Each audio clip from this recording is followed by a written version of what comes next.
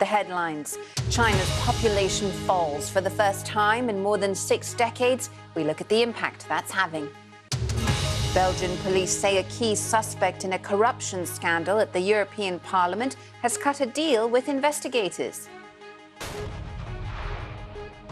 As the US and UK renew their commitment to helping Ukraine, troops on the front line tell the BBC they desperately need Western tanks to make progress.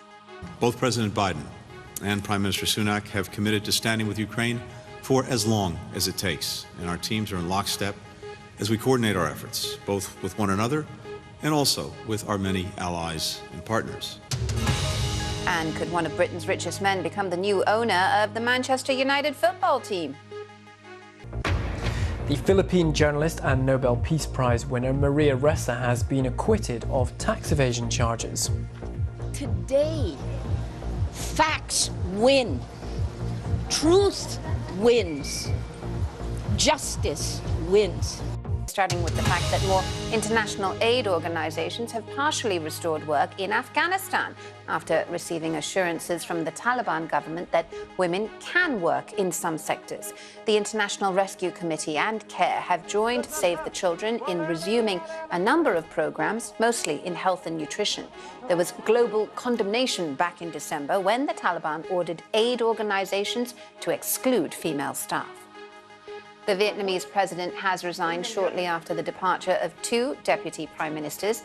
All have lost their jobs following an anti-corruption campaign launched by the hardline Communist Party Secretary General. He won an unprecedented 3rd term in office last year and appears to be consolidating his power. A $10,000 reward is being offered for helping catching the people who killed 3 generations of one family at their home in California on Monday. A teenage mother, her baby and a grandmother were among 6 people killed at a residence in the town of Goshen. The address had recently been linked to drug-related activity, and police say the attack was a cartel-like execution. Police in Italy have released CCTV footage showing the alleged Mafia boss Matteo Denaro arriving at a private hospital just minutes before he was arrested. This is him wearing a hood, mask and dark glasses at the La Maddalena clinic on Monday morning. He had been receiving treatment for cancer, having spent 3 decades on the run, and has been convicted in absentia of involvement in scores of Mafia murders. Now, in southern Africa, thousands of children have gone back to school in Malawi after classrooms were forced shut following an outbreak of cholera.